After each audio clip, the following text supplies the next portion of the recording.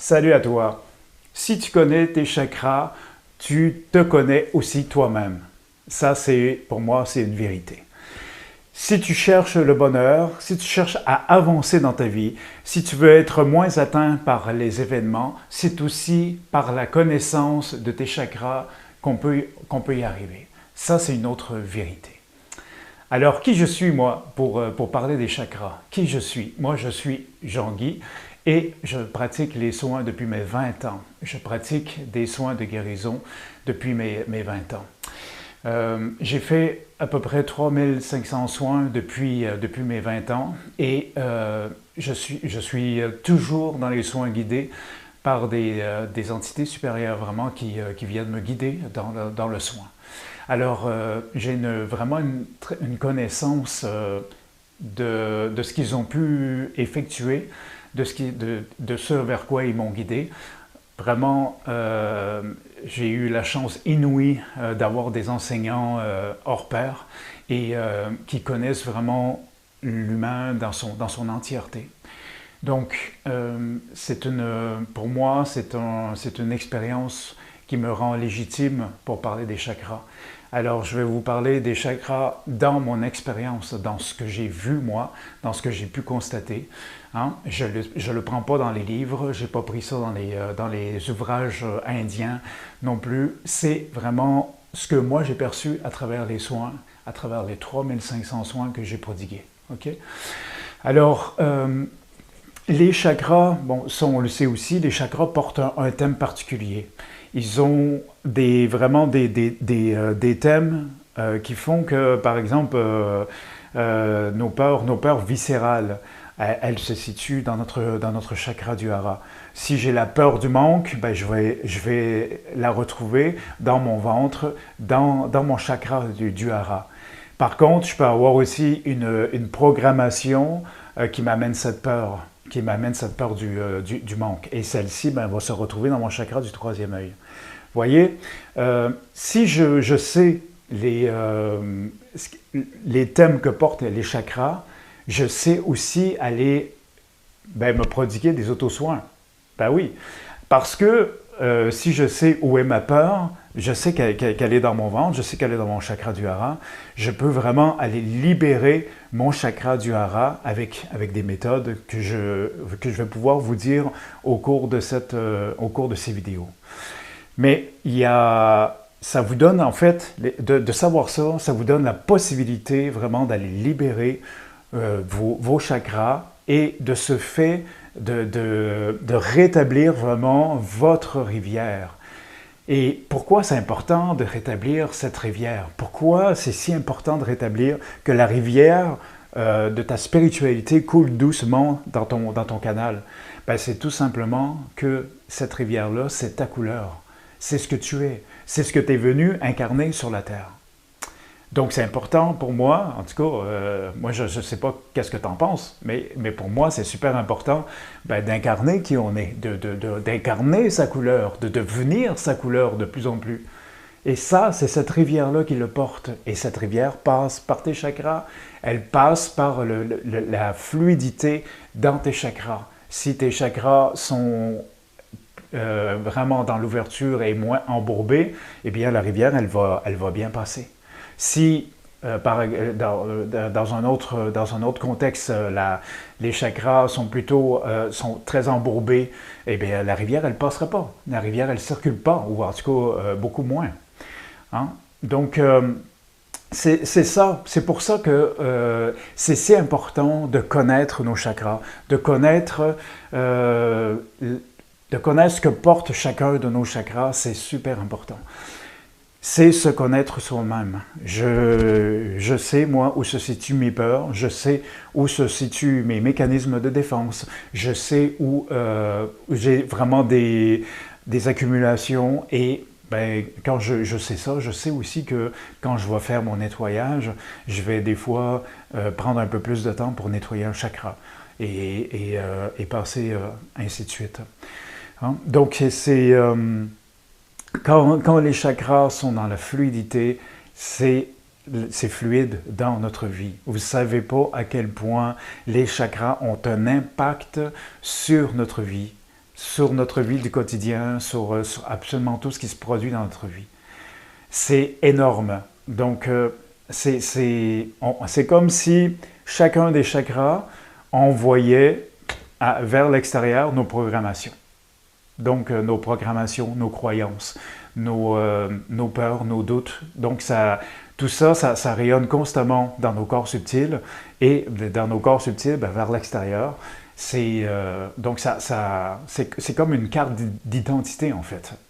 Et ça commence par la cristallisation commence dans le chakra pour ensuite se répercuter dans notre corps physique. C'est pas l'inverse. Ça commence dans notre corps et puis après ça s'en va dans le chakra.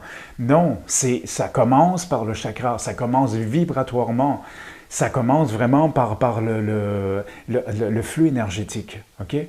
Donc, si par exemple, tu vis une situation, il y a une cristallisation qui se fait dans notre chakra du hara et notre chakra du hara va rayonner dans notre corps physique cette cristallisation. Et là, il peut y avoir d'autres choses qui s'ensuivent. C'est comme ça que ça fonctionne. C'est pas l'inverse. Ça commence d'abord énergétiquement. Il y a une empreinte énergétique d'abord. C'est pareil pour les maladies héréditaires. Tu portes l'empreinte dans ton chakra et le chakra va transmettre à tes cellules cette empreinte, en fait. Hein? C'est comme ça que ça fonctionne. Donc, si on traite énergétiquement le corps, eh bien, on peut le libérer de l'influence que vont avoir ces cristallisations-là sur notre corps. Et ça, c'est énorme. Pour moi, c'est pour ça que j'ai fait j'ai fait des vidéos sur notre pouvoir, notre force de guérison. On est capable de s'auto-guérir. On est capable vraiment, par la connaissance de nos chakras, d'aller se libérer soi-même. Donc, je vous disais, les chakras sont une porte d'entrée, sont une porte de sortie. Donc, il y a des échanges qui se font avec nos corps subtils. Nos chakras sont vraiment connectés à nos corps subtils et inversement pareil. Donc, ce sont des portes d'entrée, mais ce sont aussi des portes de sortie. Donc, des portes qui font que, et comme je l'ai dit tout à l'heure, on est une carte ouverte pour quelqu'un qui sait lire. Hein? Donc, aujourd'hui, je vais vous parler tout d'abord du chakra racine. Et comme je vous le disais au début de la vidéo, je vais faire une vidéo par chakra. Ça va être moins, ça va être moins gavant d'avoir les 7 chakras en ligne. Et puis, ça me permet aussi d'approfondir vraiment dans chacun des chakras. Donc aujourd'hui, je vais te parler du premier chakra, le chakra racine, qui se situe entre l'anus et le sexe, ok? Dans la ligne de la colonne vertébrale. Okay? Ce chakra, c'est le grand oui à la vie s'il est vraiment dans la pleine ouverture. Il faut voir les chakras comme un tourbillon. Hein? C'est une espèce de tourbillon. Au niveau du chakra racine, il tourne à l'inverse que notre chakra de la couronne, qui tourne dans l'autre sens. Okay? Donc, pareil, on a un tourbillon pour les chakras qui sont devant. On a un tourbillon comme ça qui va rejoindre mon chakra du cœur ici par exemple. Et derrière, on a aussi un autre tourbillon qui sort et qui va tourner à l'inverse derrière. C'est comme ça qu'on est construit. C'est notre structure énergétique. Donc notre chakra racine, c'est pareil, c'est un tourbillon. C'est une porte d'entrée au niveau de notre canal de lumière. Okay? Notre chakra racine, c'est la force de vie. C'est vraiment l'ouverture à ta vie, l'acceptation de ta vie. Prendre ta place sur Terre, c'est l'ouverture du chakra racine. À l'inverse, si par exemple tu refuses la vie, si tu as des pensées suicidaires, les viols aussi, ça brime le chakra racine. C'est vraiment violent pour le chakra racine. Donc, tout ce qui est refus de la vie, tout ce qui est refus de prendre ta place, tout ce qui est... tu sais, les gens qui disent souvent, ben, je ne sais pas qu'est-ce que je fais ici sur Terre, ben, souvent le chakra racine est brimé. Il est... j'utilise pas le terme fermé parce que c'est pas vrai. Les chakras, ils peuvent, quand ils sont obstrués, ils demeurent quand même à laisser passer la rivière, bien sûr.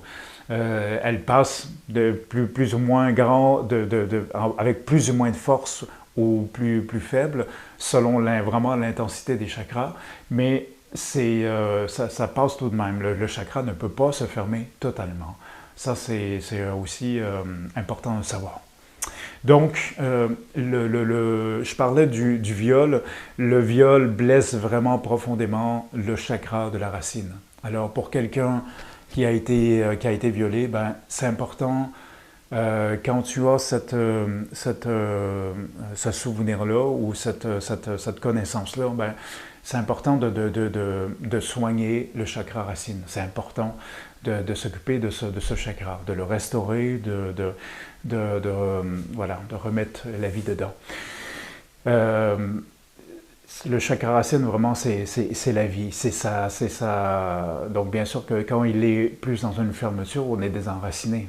Hein? Notre énergie, elle est plus haute dans notre corps. Donc, moi, je te dirais, le mot pour le chakra racine, c'est vraiment mange ta vie, accepte-la, accepte ta place sur la terre. C'est ça le chakra racine, c'est vraiment accepte ton incarnation sur la terre. Vis-la pleinement, c'est plus que l'accepter, même c'est la vivre.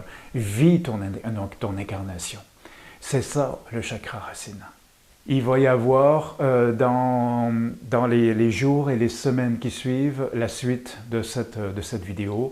La prochaine vidéo, ça va être sur le chakra du hara et je vais pouvoir extrapoler davantage, je vais pouvoir vraiment aller en profondeur pour parler du chakra du hara. Si tu apprécies la vidéo, si tu as aimé cette vidéo, déjà, tu peux t'abonner et tu peux commenter les vidéos. Ça me fait toujours plaisir de répondre aussi à des questionnements aussi sur ce thème particulier. Voilà, je te remercie pour ton écoute. Je te rappelle, le guérisseur, c'est toi.